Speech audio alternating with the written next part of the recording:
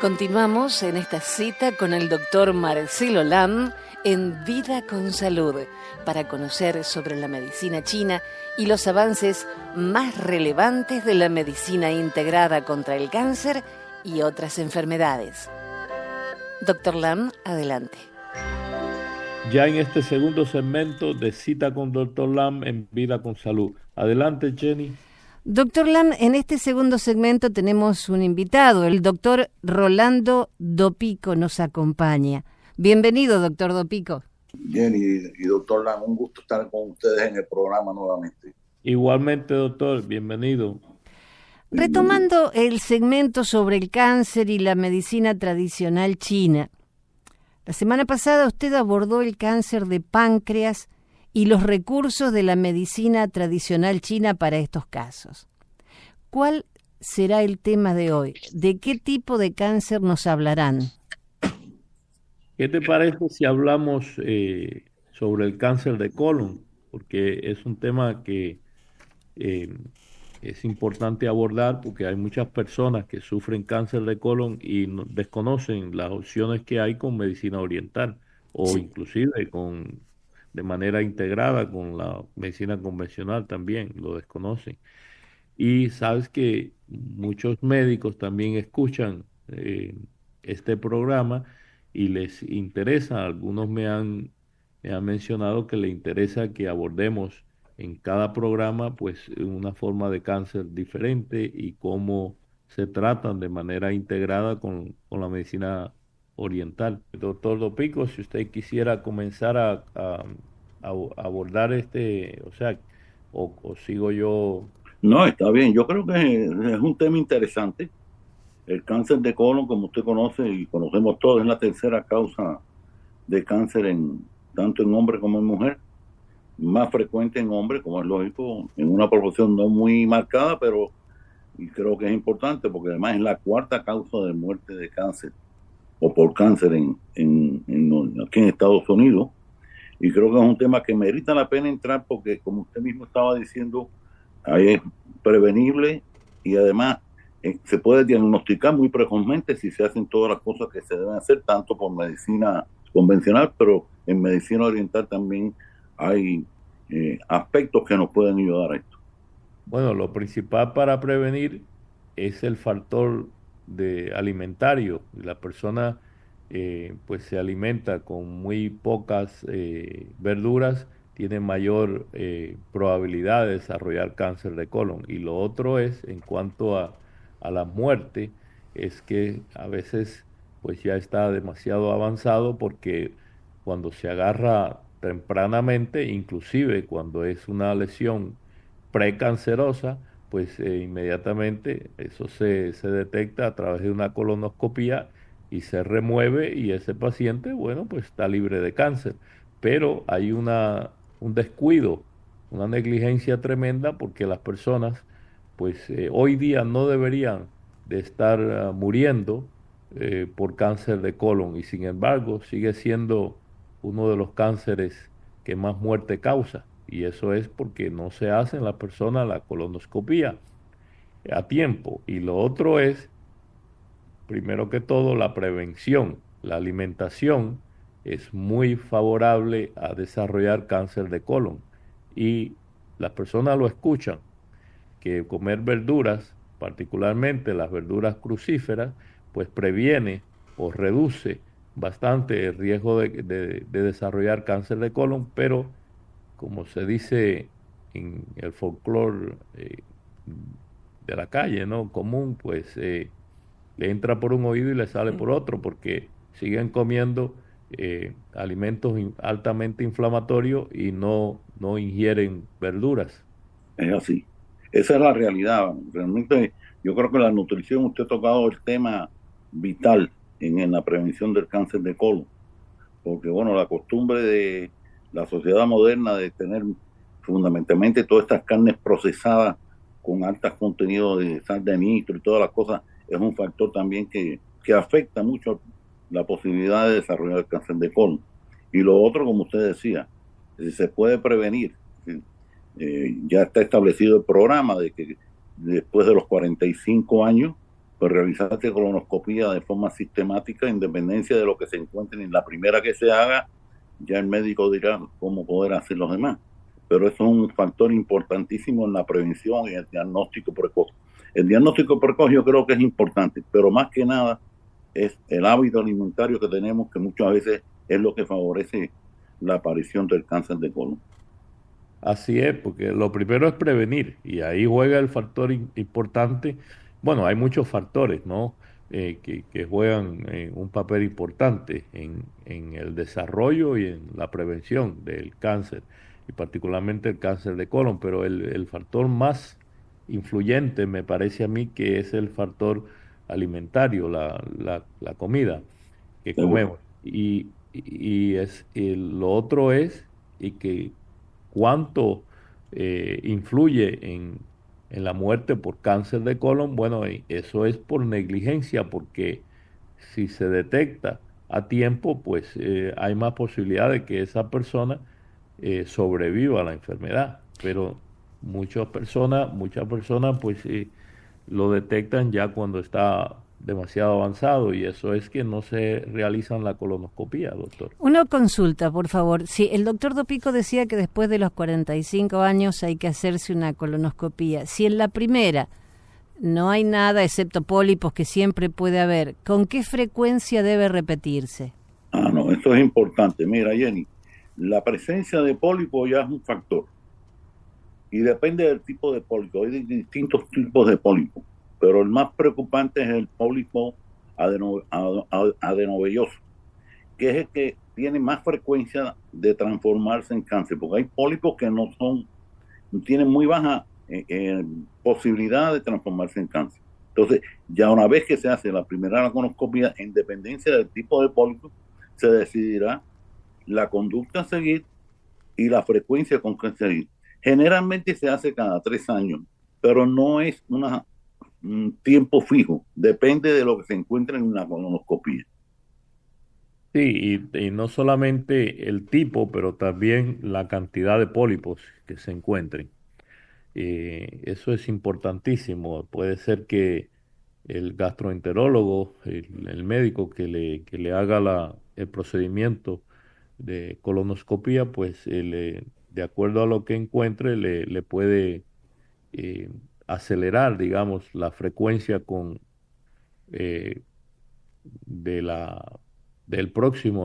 próxima colonoscopía. Y si encuentra un colon saludable y no hay problema, pues quizás le dice, bueno, dentro de 3 años, 4 o inclusive hasta 5 años, pero lo estándar es aproximadamente 3 años. Puede ser antes o después, en dependencia de lo que se encuentre. Y fíjese si eso es importante, lo que decía el doctor Lang.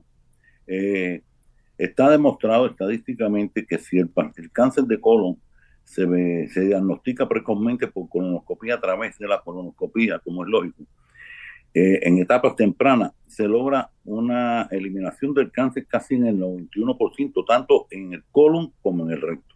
Sin embargo, generalmente el paciente espera tener síntomas para investigar qué es lo que tiene. Y ya cuando tiene síntomas es porque generalmente el cáncer se extendió regionalmente o a distancia. Y ahí la supervivencia de los pacientes ya con síntomas se reduce casi a un 18%. Esa es la diferencia de lograr precozmente un diagnóstico y para poder tener un éxito en el tratamiento. Y fíjate que hay otros tipos de cáncer donde el examen precoz también tiene importancia, ¿no? Siempre y cuando se consiga un diagnóstico lo más temprano posible, pues más posibilidad de sobrevivencia tiene la persona. Pero hay otros exámenes que también se realizan que son controversiales. Sin embargo, lo que sí no tiene discusión es que la colonoscopia salva vidas. Ahí sí no hay discusión, no hay controversia de ningún tipo. Cuando un familiar ha tenido cáncer, ¿es más frecuente el hacer una colonoscopía? Sí, indiscutiblemente hay un componente familiar que se ve frecuente y se invoca como uno de los factores de riesgo, pero no es el único. Si no se puede decir que porque un familiar haya tenido cáncer de colon, el paciente va a tener cáncer de colon. El doctor Lang explicaba el problema de la nutrición. El otro es los hábitos tóxicos de fumar, el alcohol. Hay múltiples factores que pueden incidir en la aparición del cáncer. Pero uno de los factores que se invoca es el carácter desde el punto de vista de los antecedentes familiares. Y esa es una parte de la herencia. La otra parte que también se hereda es las costumbres, cómo se alimenta la persona, porque se habla mucho también de la impronta genética que heredamos de nuestros antepasados, pero bueno, o de nuestros padres y abuelos, pero ¿y qué me dices de las costumbres que heredamos? Porque eso es lo que previene que, que el cáncer se pueda desarrollar o se desarrolle. Y entonces las personas pues escuchan que comer verduras, y cuando digo verduras, hay una diferencia entre verduras y vegetales. Vegetales, todo lo que venga del reino vegetal, que no es el reino animal. Pero la verdura es aquellos vegetales de hojas verdes y particularmente los que previenen no solamente el cáncer eh, de colon, sino también reducen muchísimo el riesgo de desarrollar cáncer de seno, cáncer de páncreas, cáncer de próstata, etcétera. Esa es la alimentación. Incluir siempre, no quiere decir esto que una persona tenga que ser totalmente vegetariana, ya eso es una decisión personal, pero aunque coma carne, debe de incluir siempre tener, acompañarla con verduras, y no lo hacen. Las personas escuchan esto y les parece interesante y otros inclusive no le prestan la debida atención o no lo toman en serio hasta que no tienen un diagnóstico. Yo creo que esa es la palabra clave. La prevención, fíjese que inclusive, como usted plantea, ¿no? Los hábitos alimentarios, la cultura que heredamos, yo creo que inciden más en que otros factores. Bueno, genéticamente sabemos, o sea, médicamente o científicamente sabemos que los genes no se prenden solos, o sea, no se activan solos. Entonces es más importante inclusive la alimentación y el estilo de vida saludable para prevenir, por lo menos reducir el riesgo de cáncer, es tan o más importante que heredar la impronta genética, en mi opinión, porque uno puede heredar la impronta genética y eso es un factor, definitivamente, pero es más importante lo que activa ese factor. Y lo que activa ese factor es nuestra alimentación y nuestro estilo de vida. Correctamente, doctor. Pero hay algo, me parece a mí, que la gente piensa que comer sano es comer aburrido, quizá porque no sabemos comer. Bueno, eso lo hemos hablado en muchísimos programas. Yo siempre he dicho que yo respeto mucho a los cocineros o a los maestros de cocina, aquellos que saben cocinar un poquito más que los cocineros, ¿no? Pero, y tiene una implicación eso tremendo, o tremenda, porque acabas de tocar un punto clave. La verdura, muchas personas también escuchan, bueno, comer verduras es bueno, pero no la saben preparar. Ujú. Entonces, la hierven, la sancochan, como decíamos en Cuba, y eso no sirve porque, primero que todo, no apetece, no tiene un buen sabor, y segundo, ya pierde también el valor nutritivo. Entonces, hay que aprender a cocinar. Y hoy día eso no hay que ir a una escuela. Bueno, si uno quiere un título y quiere conocimiento más profundo, pues claro que hay que estudiarlo, pero uno puede aprender a preparar platos deliciosos, que se preparan platos exquisitos, deliciosos, con verduras, pero la persona tiene que aprender, primero que todo la voluntad para hacer los cambios, ¿no? Frecuentemente usted nos ha dicho que en Estados Unidos la medicina tradicional china está disponible pero no integrada. ¿Cómo afecta eso actualmente a los pacientes? Uf, has tocado Buena un pregunta. tema, Sí, sí, buenísima. Inclusive nosotros, doctor, tenemos ahora mismo una paciente, una niña eh, con un tumor en el cerebro, un glioblastoma que eh, está ingresada. Esa niña ya se sometió a cirugía, recibió quimioterapia, radiación, todo tipo de tratamiento convencional. Se han agotado las opciones con tratamiento convencional. Ella hizo una crisis y hubo que hospitalizarla.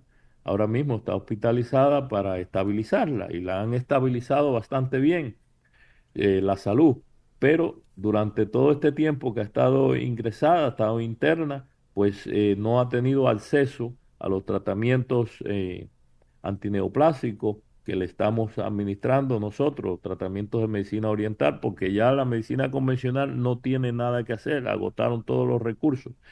Pero como ella está ahora mismo en el hospital, está interna, pues hemos tenido que suspender eh, temporariamente, mientras ella esté en el hospital, los tratamientos. Y hay un procedimiento, ¿no? Que para poder garantizar el acceso a que ella siga recibiendo esos tratamientos, pero es un proceso burocrático que hay que ir a través del departamento legal de la institución, etcétera. Y eso afecta muchísimo a los pacientes no tener la medicina integrada en las instituciones, porque no quiere decir esto que el médico convencional tenga que aprender nuevamente otra forma de tratamiento. No, no es necesario, pero las instituciones es muy recomendable que tengan proveedores de medicina oriental licenciados, o sea, médicos licenciados en medicina oriental, disponibles para ciertos casos que necesitan o se benefician de esos tratamientos. Y No, hasta este momento, pocas instituciones tienen ese tipo de medicina integrada. sí, yo creo que como usted lo dice, ¿no? Yo creo que el concepto de la medicina integrada es lo más importante. Y nadie puede pensar que tiene toda la verdad o la verdad absoluta, ¿no? Y la posibilidad de brindar ese tipo de tratamiento a los pacientes, como usted dice en el caso que está refiriendo usted, yo creo que hace factible la posibilidad de salvar vidas también. Sí, sí, Pero claro, claro. chocamos con todas las trabas administrativas, legales y burocráticas que impiden esto por no tener una medicina integrada todavía. Pero fíjese, el hecho de no tenerla integrada es lo que impide, porque no es la ley. Inclusive la ley protege el acceso, que eso muchísimos médicos lo desconocen. No solamente desconocen que existe, o sea, los recursos de la medicina tradicional china como medicina profesional licenciada en Estados Unidos y disponible. Pero no solamente eso, sino que desconocen también el aspecto legal, porque eh, muchos médicos pues simplemente le dicen al paciente, no, no, eso no se puede hacer aquí. Y no es así, no es que no se puede hacer, sí se puede hacer, está protegido por la ley el acceso a la medicina oriental, el acceso del paciente a la medicina oriental. Desde luego, el paciente está en una institución de medicina convencional. Entonces, para garantizar, para poder obtener el acceso a los tratamientos que ellos no tienen disponibles, hay que hacer todo un procedimiento burocrático de papeleos para informarle al departamento legal de la institución que la persona está solicitando o es paciente que necesita esos tratamientos y en el momento y en la condición de salud que el paciente está, pues no puede viajar a la clínica del médico. Y de esa manera la ley protege el acceso, de cierto modo, ¿no? El acceso a la medicina oriental. Pero eso es todo una burocracia. En la mayoría de los casos no existe la medicina integrada en las instituciones. Pero ustedes nos han dicho en varias oportunidades que en este tipo de problemas la medicina oriental tiene muchísimos mejores resultados que la medicina convencional. Pero claro, incluso también hay muchos tratamientos de medicina convencional que son inclusive derivados de la medicina oriental. Pero bueno, ese es otro tema que da para muchísimos programas. pero en este caso específico, donde ya inclusive la medicina occidental agotó todos los recursos de tratamiento que tiene y la paciente, lo único que le queda es los tratamientos de medicina oriental que está recibiendo, que son tratamientos altamente efectivos o eficaz, particularmente porque penetran la barrera hematoencefálica y combaten, tiene una acción antitumoral, antineoplásica muy potente con muy bajo efecto secundario. Pero ese tratamiento que no está disponible en el hospital, tampoco lo conoce el equipo médico convencional que trata a la paciente,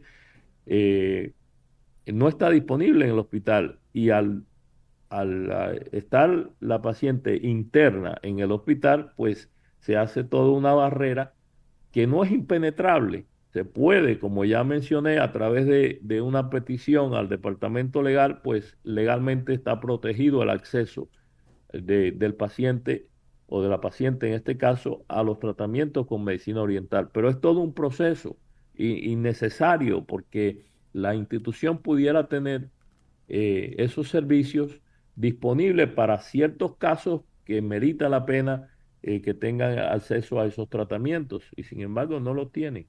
Que no es un solo caso, hemos tenido en la clínica muchos casos que han tenido esa situación, inclusive hasta, vamos a decir aquí, cierto rechazo por desconocimiento generalmente. Es decir, como dice el doctor Lang, aún sin poderle ofrecer otra opción, explicándole a la familia y todas las cosas de la posibilidad de esta opción, pues viene todo el proceso que ha explicado el doctor Lang de los procedimientos burocráticos que impiden que el paciente pueda recibirlo, como es lógico. No, legalmente no lo impiden, porque inclusive a pesar de que la mayoría de los médicos y enfermeras que trabajan en las instituciones hospitalarias desconocen que existe la ley de derechos y responsabilidades del paciente que garantiza, esa ley garantiza el acceso del paciente a la medicina oriental y a otras formas de tratamientos complementarios también. Pero bueno, estamos hablando sobre la medicina oriental. Y a veces pues ellos lo desconocen, precisamente porque el no tener entrenamiento de medicina oriental y el no tener tampoco acceso a ese tipo de práctica, pues convierte a la persona en prácticamente ignorante en cuanto a la medicina oriental, a la medicina integrada, quiero decir. Entonces, a veces, basado en esa ignorancia, el médico o la enfermera o el enfermero le comunica al paciente que no puede tener tratamiento de medicina oriental, quiero decir, en esas instituciones. Y no es totalmente verdad, es una media verdad, porque no lo puede recibir, pero bajo ciertas circunstancias sí lo puede recibir. Sí. Bien, se nos está acabando ya el tiempo, pero esto es muy importante que se conozca, que cualquier persona puede tener acceso, así esté ingresada en un hospital, a la medicina oriental, siguiendo las pautas lógicas que pone cada hospital, pero es posible. Sí, sí es posible bajo la ley, pero hay que hacer una petición. Es una burocracia tremenda. A veces, pues no vale la pena porque el paciente se le va a dar de alta antes que concluya la gestión, ¿no? Pero bueno, es tremendo porque eso lo que hace es que inhabilita la eficacia de la institución y también, por supuesto, la evolución del tratamiento del paciente y todo se afecta. Bien, se nos ha agotado el tiempo. Doctor Rolando Dopico, muchísimas gracias por acompañarnos hoy. Muchas gracias a usted y al doctor Lang por invitarme al programa. Doctor Lang, Dios mediante, la próxima semana nos reencontramos. Siempre es un placer. Gracias a los dos. Son muy buenos los dos. Jenny, ahí a veces los pacientes o los oyentes, debo decir, me mandan te mandan felicitaciones a ti también, ¿eh? Yo estoy en mi escuelita aprendiendo. Muchísimas gracias. Gracias. Bueno, bye bye.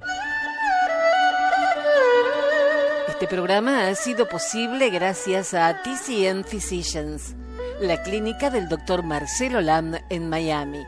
Teléfono 305-267-4560. Vida con Salud se transmite los sábados y domingos a las 9 de la mañana. Les deseamos salud y suerte.